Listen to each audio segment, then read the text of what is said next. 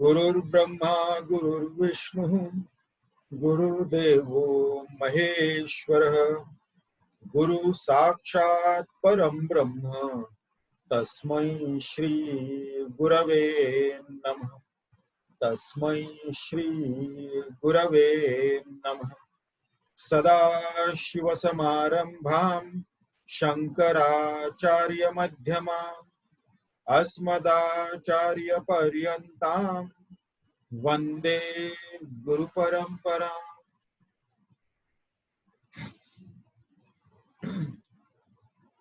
In our last session, we did up to the 7th shloka. Chhaya ahankara yoho aikyam taptaya pindavat matam tad ahankara tadatmyat deha chetana tamagat. In our last session, in the 5th shloka, we saw how this pure self has got no birth and no death. Na udeti, na astamiti esha. Esha, as referred to in the first verse as Sakshi, and then in the 4th one as Chiti. So, na udeti, na astamiti esha, na vruddhim yati, na kshayam. It has got no growth as such, and there is no kshaya, decay in that. It doesn't have the shad vikara, that is jayati, asti, then vardate, aparinamate, and then you have apakshayate and vinashyate. So these shad vikaras it doesn't have. Then it is self-illumined and it illumines everything. We also saw that this pure self is unborn and not subject to destruction. And according to one of the laws of physics, we also saw that as the matter and energy cannot be created nor destroyed, but it can be transformed from one form to another. Similarly, our pure self also cannot be created nor destroyed, and it is not subject to transformation. Therefore, it is the knower of the existence and transformation of both matter and energy. So, if the law of conservation is applicable to inert matter and energy, it should be all the more applicable to the conscious knower. This conscious knower is also not subject to any birth or death, creation or destruction. And it is self-illumined and it illumines everything. Then, in the 6th shloka, it was Chit Chhaya Aveshatah Buddhau Bhanam Bhitu Buddhastita Eka Ahankriti Anyaha Syat Antakarana Rupini. So now, the Chidabhasa illumines the thought, and thoughts are of two types. One is the ego, and the other is the Antakarana, or the inner equipment, or called as mind, intellect, and memory. Mana, Buddhi, and Chitta.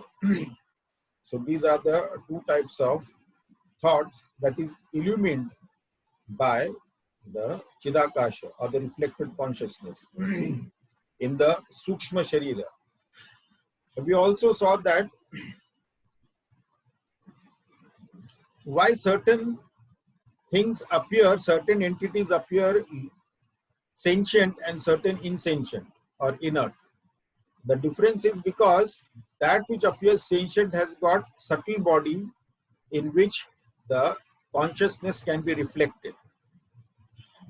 In other entities where it appears insentient, there is no subtle body for it to reflect, and therefore they appear insentient. Though this pure self or pure consciousness is all pervading at all times, and yet some things appear living, some things appear non-living. It is only because of the equipment, it is the lack of equipment to reflect it. Only in subtle body it reflects, and therefore it appears as living. Then in the 7th shloka, Chhaya ahankara aikyam taptaya pindavat matam tada ahankara tadatmyat deha chetana tamatat. So now this Chaya Ahankara, this is Chidabhasa and ego, they come together, and then because of this reflected consciousness in the intellect, the I thought is born, the ego thought is born. And then, like the example that frequently comes about this heated iron ball, Taptaya Pinda, fire and the iron ball coming together. And when they come together, both have got different things. Iron ball is spherical, it has got weight, it is black in color, cold to touch. Fire has got no shape, no weight, and it is hot and it has got light, it has got color. Now they both come together, and then we have a red hot iron ball. So the heat and the color of the fire is borrowed by the iron ball. And then there is called as Anyonya Dharma Adhyasa. That is mutual superimposition of qualities. So the heat and color of the fire is taken by the iron ball, and the shape and weight of the iron ball is taken as fire. So now it appears as a ball of fire, red ball of fire. And it can give heat and light to others also. So this is called as mutual superimposition. Pindavat. Tad ahankara tadatmya deha chetana tamagat. Similarly, now this ego identified with the gross body, gross physical body. Now this ego identified with the subtle body. In the subtle body, it manifested because of Chidakasha. And then Chidakasha, the subtle body appears sentient. Now subtle body in turns enlivens this gross body also sentient or living. So Deha Chetama Tamaga. Now, until this we have seen in our last session. Now the ego identifies with three entities. The cause of identification is now explained in the next shloka. By this kind of discrimination, we can free ourselves from the bondage experienced due to the identification. So what are the three identities? Ego identifies with three entities that ego identifies with. And when we know this, through discrimination, we can disidentify with that, and we can remain in our own self, the pure self. 8th shloka. Ahankarasya tadatmyam chichaya deha sakshibhihi sahajam karmajam bhranti janyam cha trividham kramat. Ahankarasya tadatmyam chichaya deha sakshibhihi sahajam karmajam bhranti janyam cha trividham kramat. So now this ego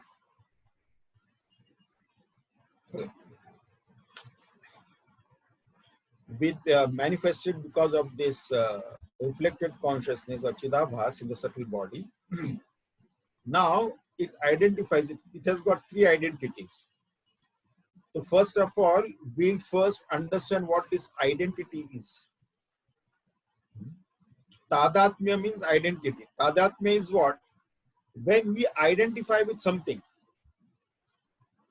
and then that entity's problem becomes our problem when we identify with something. For example, walking by the road, you come across somebody, and that person appears that his eyes are swollen and red. It appears as if he has come from some Shok Sabha, condolence meeting. Somebody very near and dear to the person must have passed away. And then when you question that person, will you go to a condolence meeting or something? No, I had been to a movie, but it doesn't appear that you have gone for entertainment with your eyes and swollen and all that. No, actually it was a tragedy movie, and heroine had to undergo a lot of torture, and it was unbearable. So now heroine was paid millions of rupees to act as a suffering entity. And this person identified with that, and then he actually paid money, went to see this movie, and instead of getting entertained and impressed by the heroine's acting, he himself got identified with the sorrows and pains of that heroine, and he suffered the tragedy. So this is identifying with someone, and then that person's tragedy becomes ours, that person's suffering becomes ours. Like that. In Tamil Nadu, many years ago, there was a popular film actor, MGR, must be knowing about it, must be heard about it. Later on, he went on to become the Chief Minister of Tamil Nadu also. And they had these MGR fan clubs all over Tamil Nadu. So whenever his film is released, all his fans will have to watch. They have to watch first day, first show. And then if by mistake or if the script demanded that the hero has to die in the climax scene, and if MGR is shown dying in the climax scene, then the director has had it. Then the fans will break the chairs and everything inside the cinema hall, the seating, and then they'll take a march towards the director's house, and they'll force him to change the climax, otherwise we'll burn the house. Now, these fans, they know very well that their hero is alive, very much, but no, they get so identified with that character that his death is real death, they think. Though they know it very well that he is alive, it is only a play of light and sound, it is only make-believe. The identity is so bad. So, this is how they react. So, it can happen to something like a movie character. We watch a movie character and then we get influenced by that. Imagine what must be. Dream, of course, when we are dreaming, it is real to us, as long as we are a dreamer. And this waking plane of consciousness is no different than the dream world. And then, how much more real is the waking plane of consciousness compared to the movie? So, this tadatmya we have to understand. So, this identity is all that is the problem. If we are not identified with anything, we have absolutely no problem. Like in the deep sleep state, we are not identified with anything. We have absolutely no problem. We enjoy life. We enjoy that good sleep. No sorrows, pains or sufferings of the waking plane or dream state touches us in the deep sleep state. We'll come to that more. Now, this ego identifies with three entities. That is, one is the Chidabhas or reflected consciousness. Another one is the gross body. And the third one is Sakshi. Sakshi, witnessing consciousness or the pure self or pure consciousness. Now, the first one, the identity with the reflected consciousness is Sahajam. Sahajam means natural. So, consciousness though is all pervading, is everywhere. When consciousness is everywhere, obviously it can reflect anywhere. So the reflection also will be everywhere. Wherever the reflecting medium is, it will reflect. Like sunlight falls everywhere. And wherever reflecting medium is there on which the sunlight has fallen, it will of course reflect there also. So, though it is everywhere, now ego manifests itself only because of this Chidabhasa in the reflected consciousness, in the subtle body. So ego will manifest there. And then, now this manifestation of ego in the Chidabhasa is natural in the sense that it is like we come in front of the mirror, the reflection will be natural. We'll have a reflection there. We can see a reflection in the mirror. Anytime we come in front of a mirror, we can see the reflection there. So it is natural. So like that it is. Chidabhasa is there. In the subtle body, it is reflected there. The consciousness is reflected there. The ego will manifest there. It is but naturally. So it is instant, like we see in the reflection in the mirror. So because of this identity, what happens is that aham janami, that notion arises, knowership notion arises. We have already seen this in Atma Bodha. In Shlok 25 and 26, we have done this earlier. So all the details are there, we have done already. So this knowership notion belongs to this ego and not to the pure self. Pure self has got nothing to know because other than itself, nothing exists. So it has got nothing to know. So who is the knower? Knower is this ego.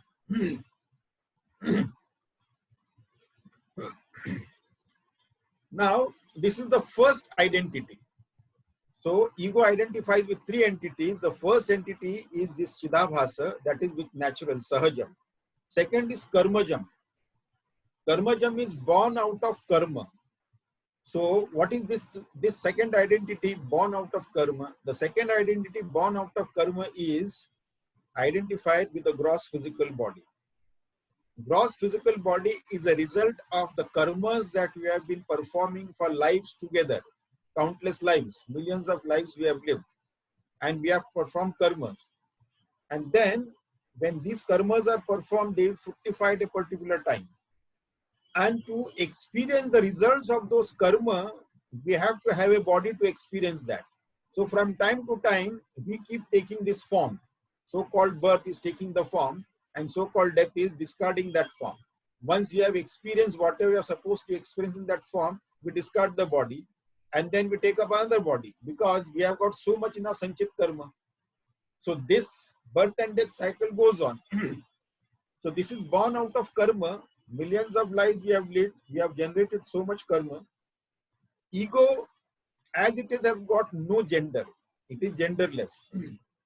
So it identifies with different types of gross body, male, female, whatever it is, whatever it gets according to the karma phala, whatever that the body has to undergo, the experience, the ego has to experience, the jiva bhava has to experience, that kind of body will manifest, and then it has to undergo that. It itself doesn't have any gender, but once it identifies with the body, then it will call itself as I am a woman, I am a man, I am fat, I am slim, I am happy, I am sad, and so on, according to the modifications of the mind and body of that particular subtle and gross body to which it has identified with. So this is how it goes on. So we experience this karma phala from time to time. These bodies have to be taken. All the karmas that we do not manifest, do not fructify in the same life. So some of them will fructify in the next life or maybe some future life. And when we have taken the form, we have brought the karma phala of some past life which has fructified and taken this form. And therefore, we have to undergo the experiences, whether positive or negative, good or bad, happy or unhappy, whatever the experiences are, that we have to undergo. So, this karmajam is the experiences of the waking plane of consciousness. So, all the joys and sorrows that we have to experience, that is the waking plane of consciousness. This is the second identity. Then the third identity is Bhranti Janya. What is this Bhranti Janya identity? Bhranti Janya is actually we are all the pure infinite self, nothing less than that. But because of ignorance, though we are pure self, because of ignorance, we consider ourselves to be the finite body, mind, intellect equipment. So we identify with this limited, finite body, mind, intellect equipment, and then we suffer its limitations. Once we get identified with this finite, limited entity, then always there will be a notion of incompleteness. That I am incomplete, I have to complete myself. And in ignorance, how do I complete myself? I complete myself by trial and error method, going into the external world to experience things outside. So maybe this will give me joy, that will give me happiness, this will give me pleasure, then I'll be complete. The notion of completion means I'll be trupta, content, and I will need nothing else after that. But that doesn't happen. Whatever experiences we go through, it doesn't last for long, and then we are back to square one, where we started off. So this goes on, this has been going on for lives together. So because of our various karmas, the vasana is there. From the vasanas, desire erupt. From desires, to fulfill the desire, we get into karma. Karma will result into its fruits. And then, according to the nature of the karma and the fruit, we'll either enjoy or suffer. It will leave impressions. And then we'll again go, if it was pleasurable experience, we'll again go into that experience, again into the karma. And it goes on and on. So, notion of this limitation is because though we are pure self, but because of ignorance of our own self, we are identified with the limited entities and have considered ourselves to be this finite entity. And now there is Anyonya Dharma Adhyasa. This we have seen earlier also, that is mutual superimposition. Now what has happened is that the limited panchakoshas, the gross physical body, the sense organs, the pranamaya kosha, manomaya kosha, vijnanamaya kosha, and anandamaya kosha, they are all superimposed on the pure self. They are that. And then all the modifications of these panchakoshas become my modification, my problem. They become my problem. So then we suffer all the limitations of those modifications. This is how we come down to the level of the Jiva Bhava. We become a Sansari, come down to a level of Jiva Bhava. And this bondage is anadi, beginningless, because ignorance is beginningless. But it is not eternal. It will end. As soon as we have the knowledge of the self, it will end. So it is beginningless. Now, we have to end this. How then is man to get rid of this delusion? Described as the shoreless ocean of ignorance and realize the self. Now, Adi Shankara gives us the solution in the 9th shloka. Sambandino sator nasti nivrutti sahajasyatu karma kshayat prabodhacha nivartete kramadubhe. Sambandinoho satoho na asti nivrutti sahajasyatu karma kshayat prabodhacha nivartete kramadubhe. Now, the first thing is that sambandinoho satoho na asti nivrutti sahajasyatu. So, the first thing is that this sahaja identity, that is which is with the chidabhasa, that cannot be destroyed. As soon as you hear this, that this natural or sahaja identity with the chidabhas cannot be destroyed, then we feel a little setback. How are we going to get liberated then if it cannot be destroyed? Then we are caught up in that bondage itself. So that which is sahaja, that which comes naturally, it will go also naturally. We don't have to do anything about that. So our focus should be on the other two. So if the identities are the cause of the bondage, then we have to end it very quickly, as soon as possible, to get rid of this identity. And once we are rid of this identity, then there is no problem. So sahaja will end naturally. It cannot be destroyed, it will end naturally. So now the thing is that we have seen the example in our last session, in our Atma Bodh also, there was this example of the bucket and the water and its reflection.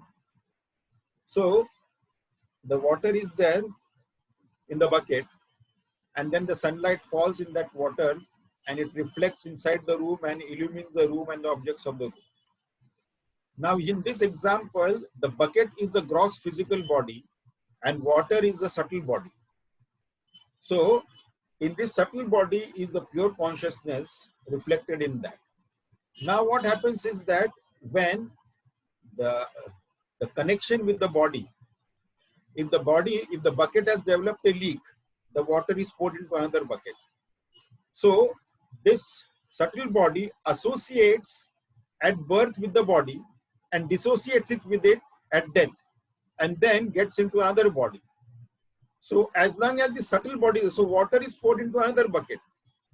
Now there it will continue identification with that particular body and continue the experiences there. As soon as that bucket develops leak, then the water is again poured into another bucket and so on. Now when will this stop? This is natural.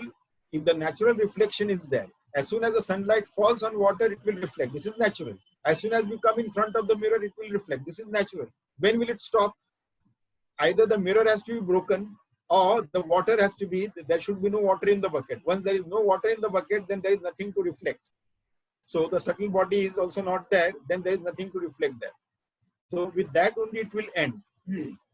So therefore, we need not worry about this sahaja identification with the Chidabhasa.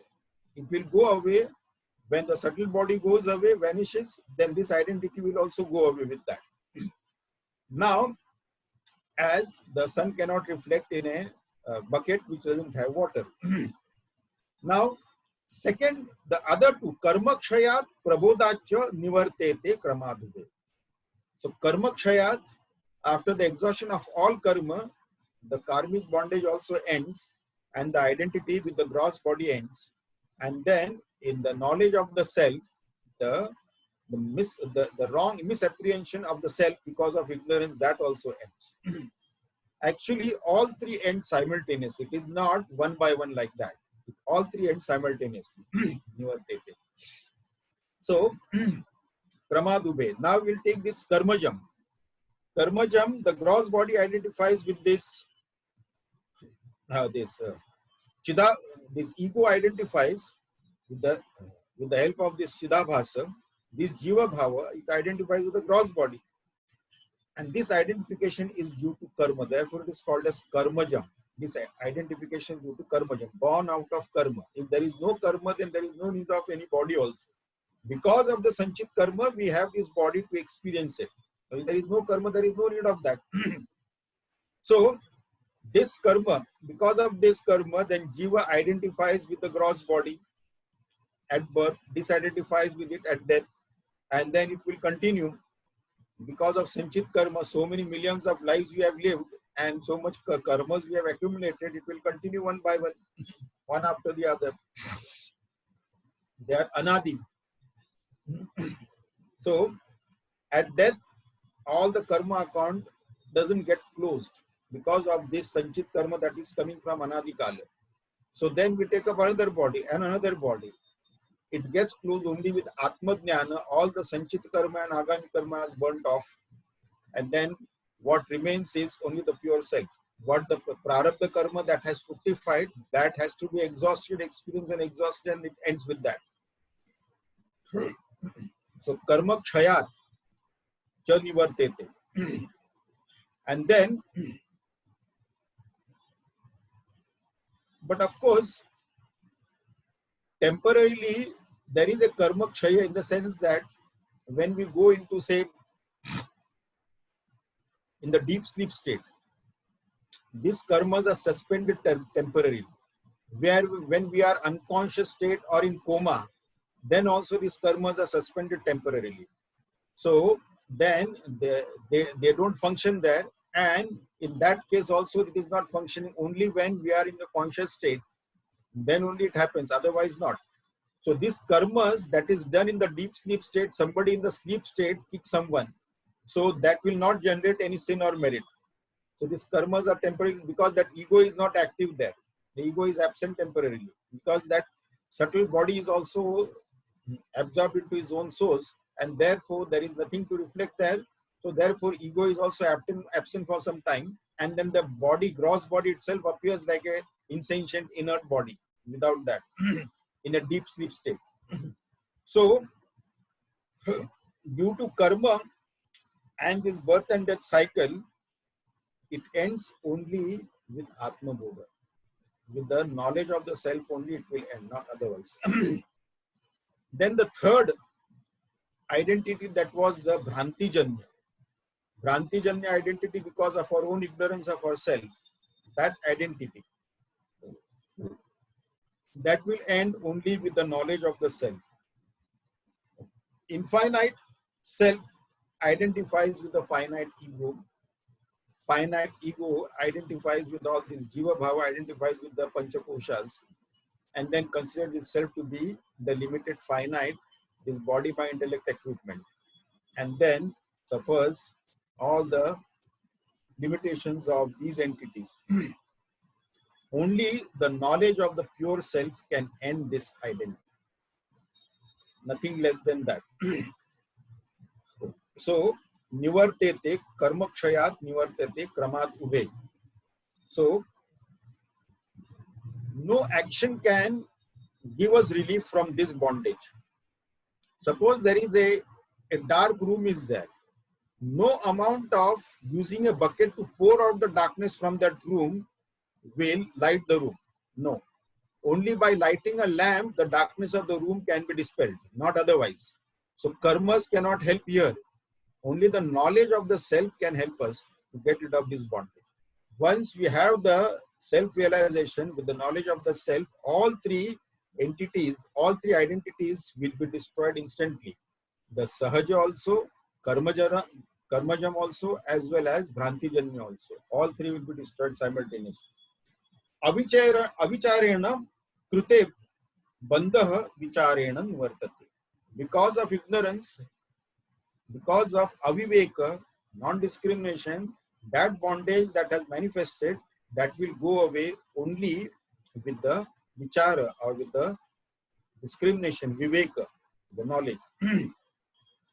Now, having said that, the ego goes through many experiences during its journey in this body. These are classified into three states of experiences. What are they? They are defined as, now in the 10th shloka, this explanation is given. Ahankaralaye suktau bhave deho pyachetanah ahankara vikasardham swapna sarvastu jagara. Ahankaralaye suktau bhave deha api achetanaha ahankara vikasardham swapna sarvastu jagara. Now, ahankara laya sukta. In the deep sleep state, this gross body and the subtle body is temporarily dormant, they're absent. Only the causal body is there, it functions. Ego is also temporarily absent. Ahankara laya sukta. So there is a layer of this ahankara in the deep sleep state. So that is also temporarily absorbed in its own souls.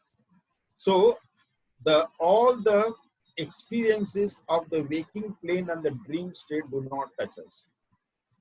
All the joys and sorrows of the waking plane, miseries and happiness, as well as the pleasure and pain of the waking state of consciousness, as well as of the dream state of consciousness.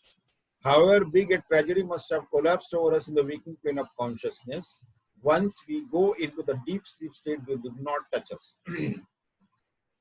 Because the ego that is supposed to identify with this is also temporarily absent. So then you don't get affected by that. So this ego, that means one thing we have to understand, that this ego in the waking plane of consciousness, which is absent in the dream state, in the waking plane of consciousness, what happens is that, now you see, in the absence of ego, what happens? It is every mother's experience when she is picking up her baby. If the baby is awake and the baby is asleep, there is a difference. A sleeping baby appears to weigh heavier than an awake baby. The baby who is awake. This is everybody's experience when you lift that baby. Now, a dead body needs 4 people to lift it. This is what Sureshwaracharya tells, that a dead body needs 4 people to lift it, but the foolish ego carries that dead body throughout its life. So this is what the ego does. Tadha Majuri, that is what it is called as. Like a donkey, it carries this burden of this gross physical body throughout the life. So now this is the experience of the deep sleep state. So ahankara laya supta bhavet deha api achetana. And in the deep sleep state, the body also appears lifeless. Temporarily it appears lifeless, insentient, inert, and so on. Temporarily. Now ahankara vikasardham swapna. Now this ego is partially manifest in the deep sleep, dream state. So in the deep sleep state, it is fully absorbed. It is temporarily dormant. It is absent. And in the dream state, now it is partially, it is manifest. So what happens is that in the dream state, the subtle body and the causal body, they are active in the dream state. And therefore, that ego projects the dream and then sees all the dream and identifies with all the character of the dream. And whatever happens to that character, it is as if happening to that ego.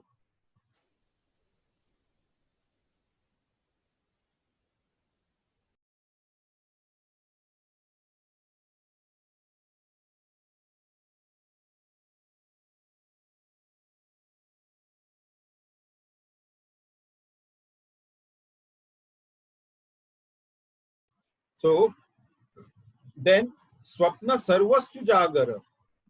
Swapna Sarvastu Jagara. So all three bodies, the causal body, subtle body and the gross body, all three are active in the waking plane of consciousness. So Sarvastu Jagara. So the mind is also fully manifested in the waking plane of consciousness, partially in the dream state, and it is absent in the, temporarily absent in the deep sleep state. So it is fully manifested in the waking plane of consciousness.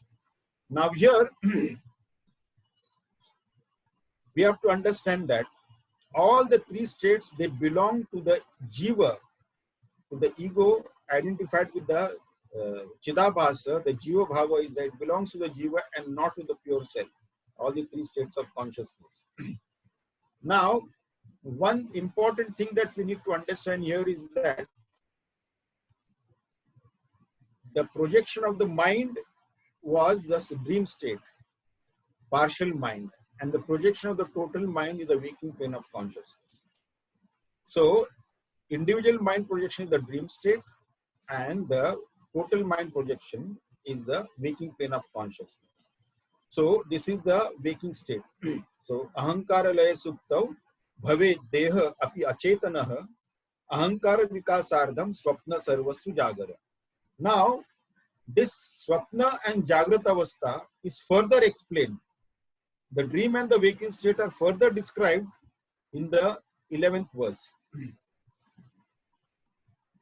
Antahkarana vrittischa chiti chhayaikhyamagata vasana kalpayet swapne bodhe kshairvishayan bahi. Antakarana vrittihi cha chiti chhaya aikyam agata vasanaha kalpayet swapne bodhe akshaihi vishayan bahi.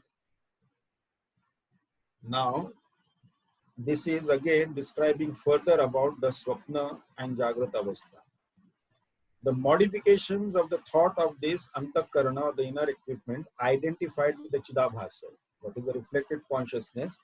This projects the Vasanas, or the impressions gathered for so many lives together, the experiences. In the dream state, it imagines all the objects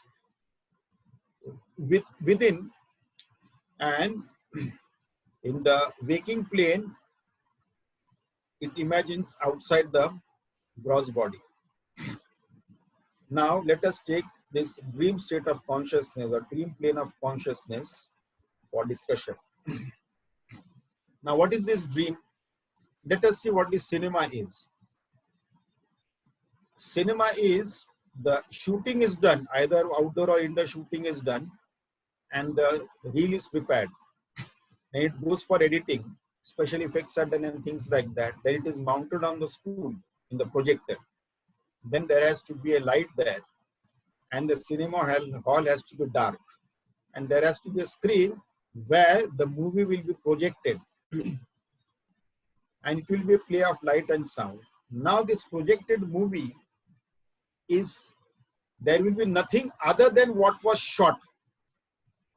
So it is already shot movie, that only will be shown on the screen. Nothing that was not shot will be shown on that screen. That cannot come. So it is already recorded impressions, play of light and sound in the form of that movie reel is there on the projector. In the cinema hall it is shot, it is shown there.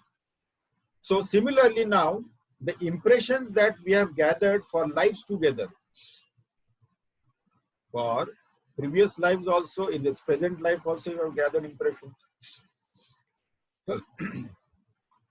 And these impressions are technically called as vasanas. They are there. In the dream state, these vasanas will project according to the impression. The dream world is projected according to these vasanas. Now these vasanas will be, some vasanas will be what? Minor vasanas, and some vasanas will be impossible vasanas. So these are exhausted. This cannot be exhausted in the waking plane of consciousness. Suppose somebody feels like flying like a bird. Now that vasana cannot be fulfilled in the waking plane of consciousness. We can't fly like a bird. To fly like that, we have to have proper wings and all that thing. Flying in a plane is not like flying like a bird. So if I want to fly like a bird free in the space, that is not possible in the waking plane of consciousness. If that vasana is there in me, then I will have a dream in which I will be seen flying. I'll identify with a character who is flying like that. And I will not feel that it is something unusual, because I feel that it is natural, maybe. Because there the logic of the waking plane doesn't apply there in the dream state. So these impressions are previously recorded one in the dream state, nothing new. And sometimes these impressions are jumbled up also. So the vasana is there of flying, I cannot exhaust in the waking plane, but it will get exhausted in the dream state. Some of the minor vasanas, instead of we going through the experience in the waking plane, it will be exhausted by dreaming itself. So the dream world is also good to exhaust the vasanas. So that will get exhausted. And impossible vasanas also will get exhausted there. So now, this dream state, the impression that we have gathered in the waking plane of consciousness in the present life also, and that we have gathered in the past lives also, together is the total vasanas. And from that, sometimes it will be all jumbled up. We may see a person walking in yellow clothes, and then we may see an elephant walking in the waking plane of consciousness. And then when we go to sleep, then we dream a yellow elephant walking. There's a jumbled up thing. So a person we saw walking in yellow dress, and then we saw an elephant also walking, and now these two are jumbled up, and then in the dream we see a yellow elephant. Then we say that, oh, today in the dream I saw a yellow elephant. So this is jumbled up one. So it is all manifestation of vasanas, or impressions that we have gathered through our experiences in the past lives as well as in the waking plane of consciousness of the present life. So both together they manifest in the dream state. So dream state is exclusively Jiva Srishti. You see, dream state is exclusively Jiva Srishti. That individual mind's projection is the dream state. It is Jiva Srishti. And the individual Jiva undergoes the experiences there, good or bad, happiness or miseries or whatever it is, he undergoes it. That Jiva only undergoes it. Fortunately, whatever it is, the dream is only lasting for not more than 60 to 90 seconds, 1.5 minutes. But imagine that 1.5 minutes, what are the gamut of experiences we go through in that small span of time. Even the longest of dreams, it will not be more than 90 seconds. That is it.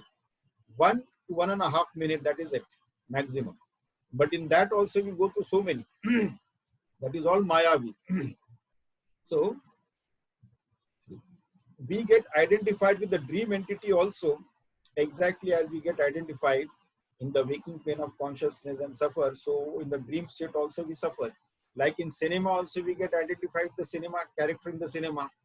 So if the action scene is going on and somebody gets identified with the hero beating up the villain, and then he may kick the other fellow who is sitting in front of him, something like that. Or the music will be so good, or the dance will be so good that one of the cinegoers or one of the watchers of this movie, he'll be standing and dancing there. So this thing has happened so many times, actually happened in cinema halls also. So this is identifying with the character. Similarly, we identify with one of the characters in that movie called the Dream, and then we undergo the experiences there. So our sense organs also work exactly like the way in the waking plane of consciousness. Now, waking plane of consciousness is actually Ishvara Srishti, that is the manifestation of total mind. In Ishvara Srishti, there is no problem at all. Waking plane of consciousness is the manifestation of Ishvara Srishti, and it is the manifestation of total mind. And in Ishvara Srishti, there is no problem at all. A Jnani, a realized master, a sage lives very happily in the Ishvara Srishti. But what happens to the Jiva? Jiva makes, within this Ishvara Srishti, he makes a Jiva Srishti himself, according to his own Raga Dvesha. According to his own likes and dislikes, Raga Dvesha, he makes his own Jiva Srishti. As long as he lives in the Ishvara Srishti, there will be no problem. Because of his own Jiva Srishti, he suffers. Because of his own Raga Dvesha, likes and dislikes. He likes someone, he dislikes someone. He has attachment to someone, he has aversion to someone. And because of that, he creates his own Srishti. So, someone and some things he likes, someone he likes, some places he likes, some places he doesn't like, some things he likes, some things he doesn't like. So, according to that, he creates the Jiva Srishti, and then that is the cause of his suffering then.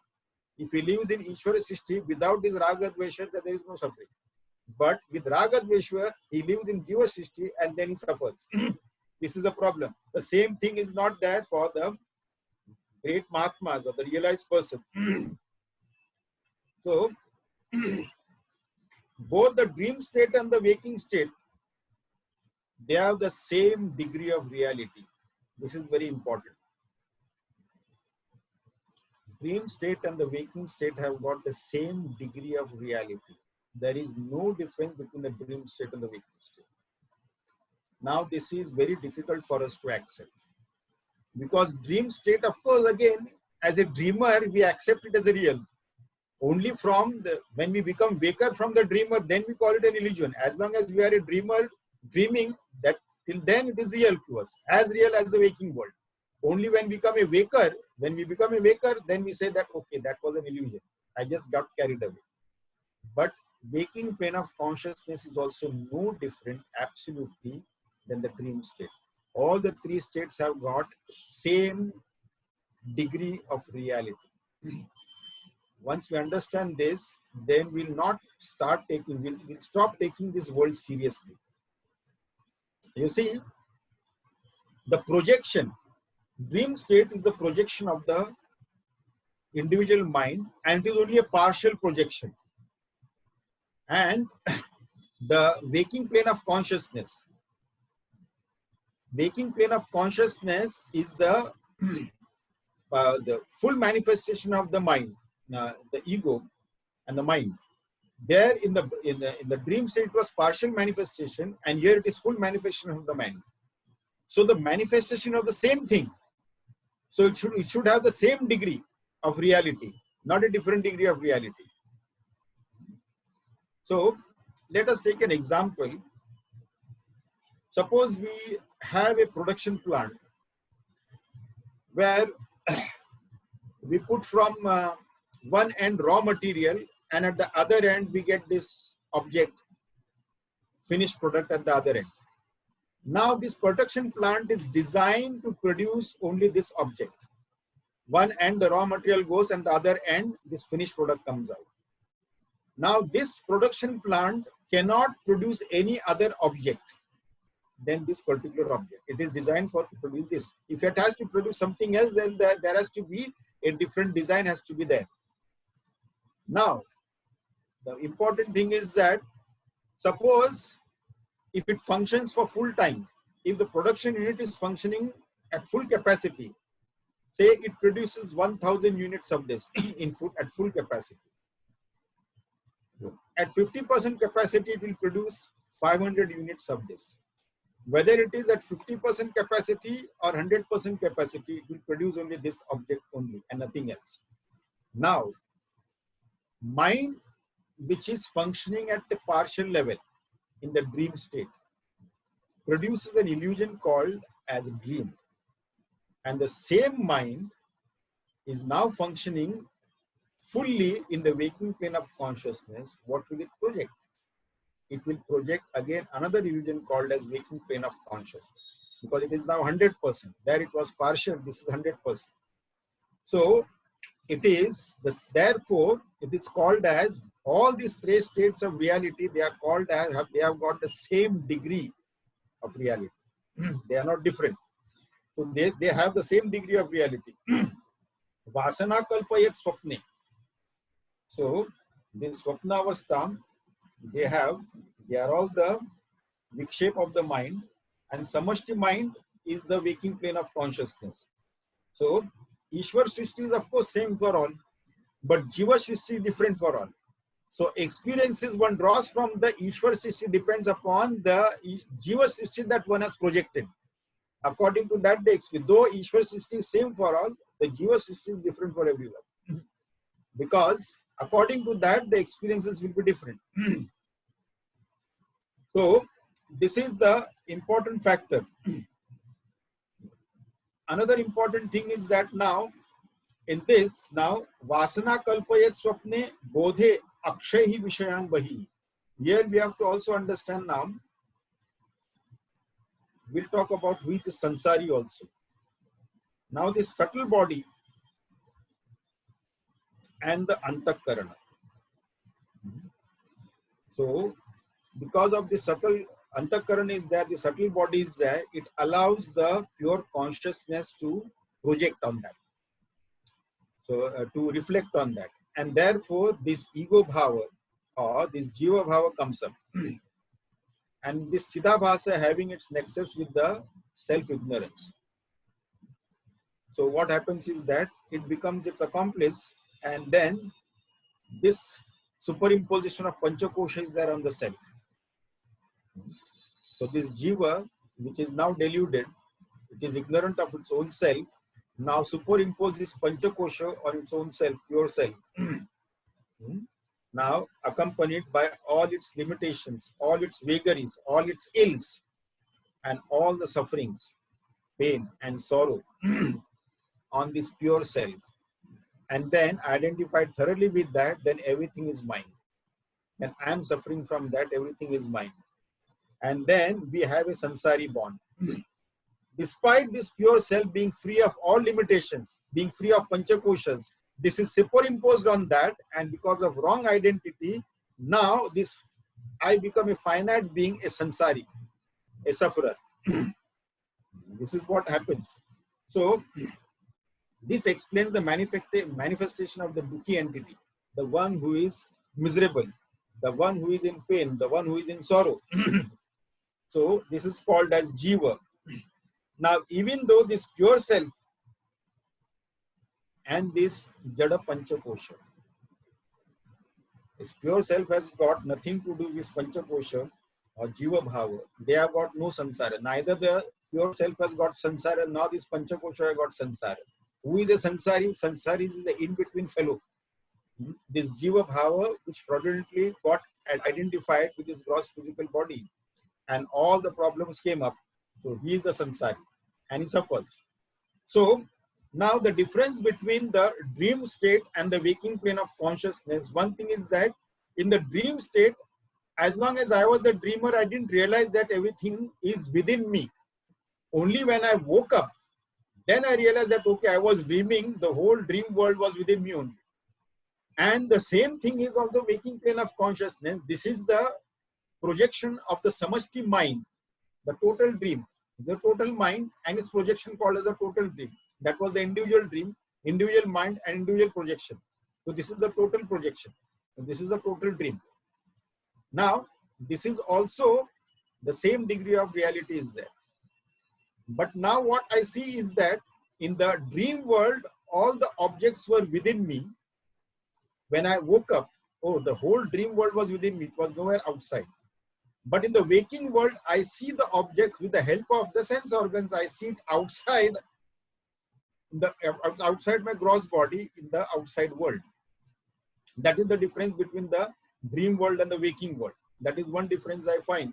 So in the waking world, it is all within me. And in the dream world, it is all within me. And the waking world, it is outside me. Outside my gross physical body, it is all within me, like that.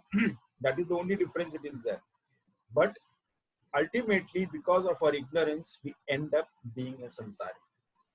So these three wrong identification, one is with the chidabhasa, which is natural, sahajam, then karmajam, and then bhrantijanya. And then we have the identification in the dream state and in the waking plane of consciousness. And then because of these identification with the panchakoshas and then the projected world, Jiva Srishti and the Ishwar Srishti, then we continuously suffer like this. Therefore, what should be the sadhana? The sadhana should be that we have to come out of it. But the question will linger. What is the question? A question lingers. Who exactly experiences the three states and takes up different bodies? This is the million-dollar question.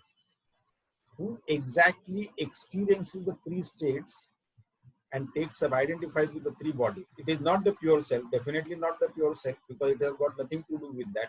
It is not the panchakoshas, because they are all jada, insentient, non-living, inert objects, matter. So who is the one who is the experiencer of these? Now this comes up in the next shloka, that is the 12th shloka. Now before I proceed further, the four shlokas that we have taken for discussion today, now I hope things are clear here. If there is any question or doubt on that, if anybody has got any doubt or any question to ask, they may ask before we proceed to the next shloka. Swamiji, Yes. I didn't understand the first one, Sahajam Tadatmya, which is impossible to break. This is what you said. So I can't hear you clearly. The Sahajam Tadatmya. Sahaja Tadatmya, that we have not understood. I have not understood, and you said that it is impossible to break. Yeah. So realized soul also they cannot break? Realized soul, it will automatically, I already said that. Achha. This Sahaja one, it comes naturally, it goes naturally. It cannot be destroyed by any, you don't have to put any efforts. And then I also said that all the three identities, the Sahajam, Karmajam and Bhrantijanya, all three identities go simultaneously at the same time with the realization of the self. Okay. Because when the self is realized, then there is no, what you call that as the instrument to reflect. So ego is not there. So that is also not there. Then the divinity is lived through the body, the form that has to go through certain experience. It will go through that. That we need not care about. Once the ego is dissolved, then there is no question of the Sahaja and Karmaja and Bhrantijanya. There is no question of that. We have also seen that when the water from the bucket is poured into another bucket, or the water dries up, it is not there in the bucket anymore, then there is no Chidabhasa, there is no reflection of consciousness there, and therefore there is no ego that can manifest there. So it will go naturally, we don't have to put any efforts there. But Karmajam and Sahajam, we have to get rid of all the, whatever we have learned, we have to unlearn everything, and once that process is over, that will also go away. So along with that, this Sahajam will also go away. We will not put more effort on that. Swamiji, from today's talk, it appears to me that ego, in fact, it is not there, but we have taken this in algebra, that X factor, isn't it? Yes, now you are coming to it. It appears in its own absence. Okay, it is not there, but it appears in its own absence. That is the reality of that. With all intents and purposes, though it is not there, it appears, and this appearance causes a lot of trouble to us. Because of delusion, we get carried away by this appearance. Like last time also I explained this thing, that if the hot desert sand doesn't manifest mirage water, and if we do not know the phenomena, then there will be no problem there. But since it manifests the mirage water because of the phenomena of refraction on the hot desert sand of the sunlight, and it appears from a distance that there may be water there. So because of that, but if we do not know the phenomena of refraction, what this mirage water is all about, then we'll chase that, we'll go after it. That is because of our own ignorance of mirage, we'll go after that. We will take that mirage to be real, and then we'll go after that. And that is what it is. This ego itself appears in its own absence. And that is what always Bhagavan Ramana Maharishi to always say, that inquire and that ego will go away. When you start inquiring about it, then it is no more there. So when we go further and further within ourselves, gross physical body, the sense organs, the pranas, the manomaya kosha, the vijnanamaya kosha, one by one discarding that to proper discrimination and proper reasoning, why I cannot be this, then what remains is, then we go deeper and deeper, and then that is how the ego gets dissolved. A salt doll goes into the ocean to find its origin and gets dissolved there. So similarly, this inquiry into the self will make this non-entity disappear. But it appears like mirage waters, there is no such thing as water there. But this mirage water phenomena will appear. Every time we watch the hot desert sun in the hot summer afternoon, we'll see the water there. But once we know the phenomena, we'll not chase it. But once we do not know the phenomena, we keep on chasing it. This is what happens. And therefore, ignorance of that alone, the knowledge of mirage water will help us not to chase that. But because of ignorance only we chase it. And because of ignorance, this ego, though it is not there, we have taken it for real. And that is how we suffer. The ego. Weakening of ego is important. And then completely the dissolution of, dissolving the ego completely in the knowledge of the self. That happens simultaneously, not one after the other, simultaneously. So therefore, this is, though it is not there, and imagine that which is not there gives us so much trouble. So in absence. So Swamiji, today you are leaving us with the recipe ready, but I think you will give the recipe for realization next week.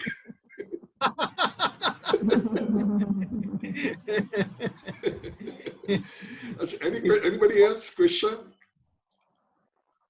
Padmini?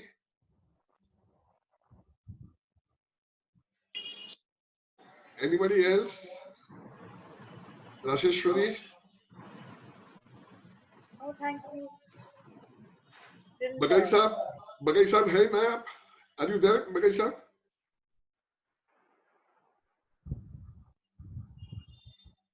Hari Om Swami ji. Yes. Pankaj भाई, आशा बोल रही हूँ. हाँ बोलिए, put the question. ये Swami ji, Lord's creation, ईश्वर का कुछ कहा आप. ईश्वर सृष्टि. Could you please explain that again? Ishwar Srishti. Okay. Ishwar Srishti is the projection of the total mind. Okay. Now, Ishwar has got the total vasanas with him, and with the power, this is the Brahma Tattva only, the pure self, with the upadhi of conditioning of Maya Shakti is called as Ishwara. Ishwara has got total vasanas, and in total vasanas, according to the total vasanas, that is the accumulation of total minds, he has to produce a Srishti that will give experiences to each individual mind and their vasanas. According to that, the creation has to be. All the experiences that Jiva has to undergo, whether it is positive or negative, good or bad, happiness or misery, whatever it is, friends and enemies, all things that has to be there when the Jiva manifests or takes birth on this planet, and it has to undergo that. So this is according to the Ishwar Srishti. These experiences that. In Ishwar Srishti as it is, and then the Jiva undergoes the suffering not because of Ishwar Srishti.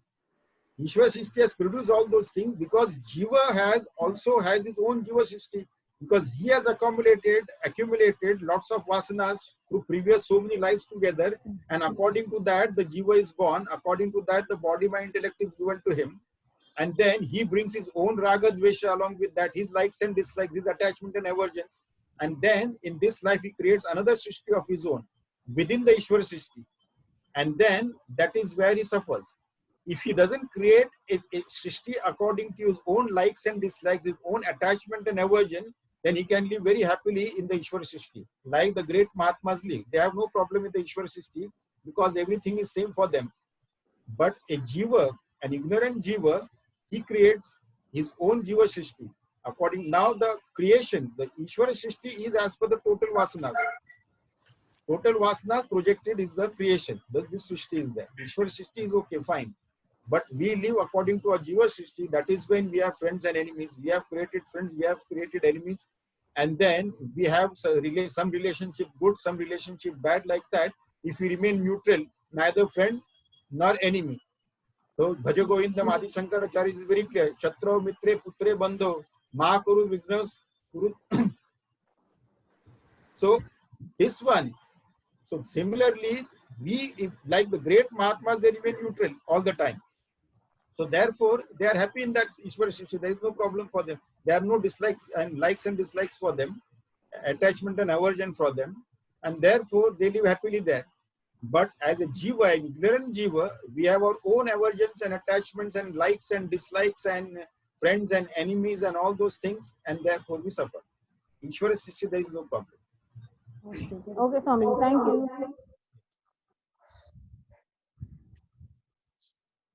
Anybody else have got any questions? Yogi Bhai?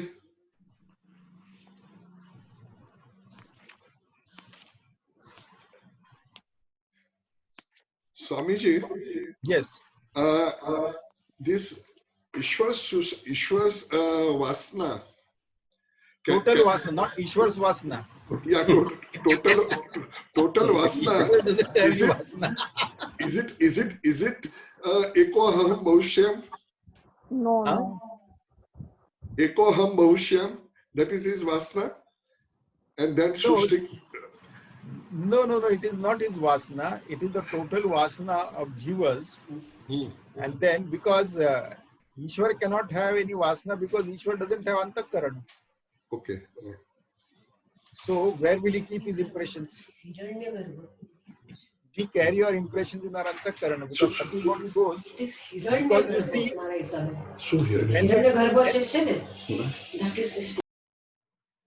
so the subtle body goes with the Vasanas. Subtle body doesn't die with the gross body. Gross physical body dies, but subtle body goes with the Vasanas. And Ishwar doesn't have the subtle body or it is Antakaran. So therefore he doesn't have any Vasana. So Swamiji, total Vasana means our prarabdha and all that? Our last past jana? Total Vasanas is all the Sanchit impressions, Sanchit Vasanas. Okay. Sanchit Vasanas have come, that is impressions. From where does the impression come? Whatever karmas we have done and whatever results we have experienced, according to those experiences, the Vasanas have formed. So some experiences are good for us. We want to repeat that experience again and again. Some experiences are bad for us. We do not want to repeat that again. We want to stay away from that. That also forms Vasanas. So we are born with those Vasanas. Certain things will not like, certain experiences will not like, certain places will not like, certain people will not like. That is an impression that we have created in the past life. So many lives together. So these Vasanas are impressions created after our own experiences that has put the impression. Once we keep on repeating the same experience again and again, if you find it very pleasurable experience, we want to repeat it again and again. That is when it becomes very strong. And to get rid of that, it is very difficult. Unless we experience and exhaust it, is not possible. Sometimes it may take thousands of lives to experience and exhaust it. It is not easy. Now these people who are addicted to different types of substances, alcohol or drugs or nicotine or things like that, so they have also brought these vasanas from their past life. Because of repeated experiencing it repeatedly, doing it repeatedly, then it forms that the groups that start running on that track. And therefore the strong vasanas are there and they cannot be wished away. Either you experience and exhaust it and slowly help yourself out of that. So that is the only way to get rid of that. And these strong vasanas, the stronger the vasana, the longer times it takes to exhaust it. We cannot wait for all the vasanas to get exhausted to realize the self. So while that thing is going on, this contemplation should go on continuously. Let the vasanas be there. It doesn't matter. The moment we realize all the vasanas are burned out in the fire of knowledge, in the Jnanagni. So therefore, we need not bother about how many vasanas we have and what are the intensity of those vasanas and what type of vasanas are there and how I'll deal with that. We need not bother about that.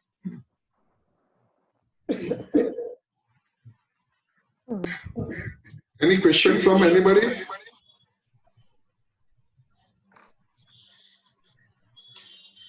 Swamiji, I think there is no question. Only one last question I'll ask. Last Friday, your discourse, you mentioned about the Hiranya Garbha, and that is Ishwar's total mind or something that Yeah, you had said. Hiranyagarbha is the total vasana from where the creation is produced.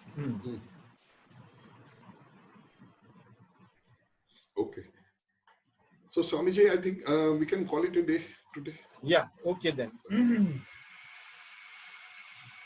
Om Purnamadah Purnamidam Purnat Purnamudachyate Purnasya Purnamadaya Purnameva Vashishyate. Om Shanti Shanti Shanti. Harihi Om Shri Gurubhyo Namah. Harihi Om.